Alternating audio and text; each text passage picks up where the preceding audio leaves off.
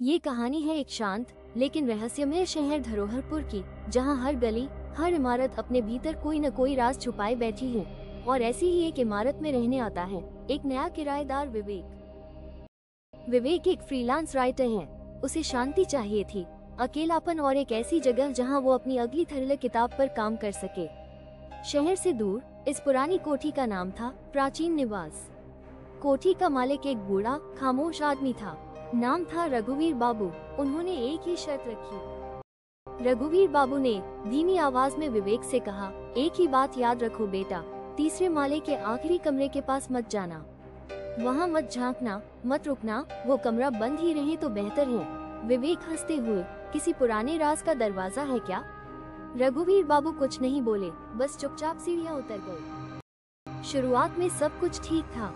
विवेक अपने लैपटॉप पर काम करता, नीचे की बालकनी में बैठकर कॉफी पीता और पास की लाइब्रेरी से किताबें लाता। लेकिन तीसरे दिन रात को सब बदल गया। उस रात 3:30 बजे विवेक को सुनाई दी धीमी धीमी सरसराहट, जैसे कोई जमीन पर रेंग रहा हो। विवेक धीमी आवाज में डर के साथ, कहीं कोई जानवर तो नहीं? लेकिन ये आवाज कमरे के अंदर से आ रही है। अगले दिन रघुवीर बाबू से पूछा तो उन्होंने बस यही कहा, कभी कभी पुरानी दीवारें भी सांस लेती हैं। पर कुछ तो गलत था। हर रात आवाजें बढ़ने लगी, कभी किसी के चलने की आहट, कभी किसी के रोने की। विवेक ने रिकॉर्डर लगाकर आवाजें कैप्चर करने की सोची और अगली सुबह जब रिकॉर्डिंग चेक की, विवेक सन रह गया। रिकॉर्डिंग की आवाज, क्यों बंद किया मुझे इंसाफ चाहिए, मुझे यहाँ से रिहा करो। उस रात विवेक ने ठान लिया, आज उस कमरे के अंदर जाकर देखेगा। कमरा खुला और अंदर का दृश्य डरावना था।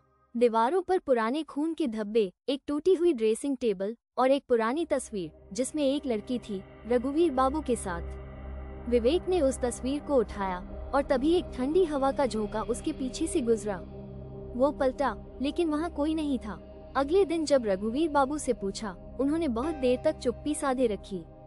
फिर धीमी आवाज में भावुक होकर बोले, मेरी बेटी कावेरी, उसे मैंने ही उस कमरे में बंद किया था। वो मानसिक रूप से बीमार थी।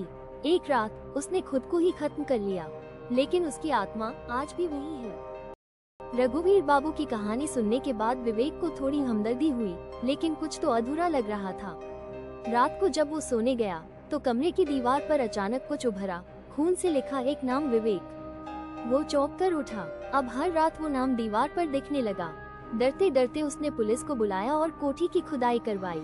नीचे तहखाने में एक पुरानी तिजोरी मिली, उसके अंदर थी एक और लाश, लेकिन ये कावेरी की नहीं थी। डीएनए रिपोर्ट में सामने आया, ये लाश कावेरी की असली मां की थी और रघुवीर बाबू कावेरी के पिता नहीं बल्कि अपहरणकर्ता थे। उन्होंने कावेरी को बचपन में अगवा किया था और असली मां को मार दिया। कावेरी को दीवारों के पीछे जिंदा दफन कर दिया गया था और जो आत्मा विवेक को दिखती थी वो उसकी नहीं, उसकी मां की थी, जो अपनी बेटी को न्याय दिलाने लौटी थी। रघुवीर बाबू को उम्र कैद हुई, लेकिन उस रात के बाद से विवेक कभी नहीं दिखा।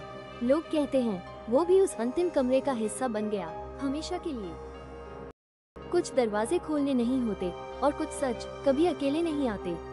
अगर आपको ये कहानी पसंद आई हो तो रैपिड एक्सप्लोरर को सब्सक्राइब करें और बेल आइकन जरूर दबाएं। नई कहानियों के लिए जुड़े रहिए।